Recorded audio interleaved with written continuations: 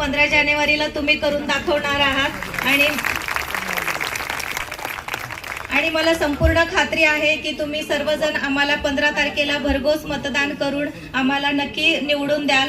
आणि मला एकच गोष्ट सांगायचं आहे की मी दादांची सुनबाई म्हणून किंवा आमच्या साहेबांची पत्नी म्हणून तुमच्याकडे मतदान मागत नाहीये, तर मी आतापर्यंत जे केलेलं काम आहे, तुमच्या सोबतचं माझं जे ऋणानुबंध आहे, तुमच्या सोबत जे प्रेम जोडलं गेलेलं आहे, आज मी प्रत्येक महिलांना घरोघरी जाऊन भेटलेली आहे आणि प्रत्येकीच्या डोळ्यामध्ये माझ्याविषयीचं प्रेम बघितलेलं आहे।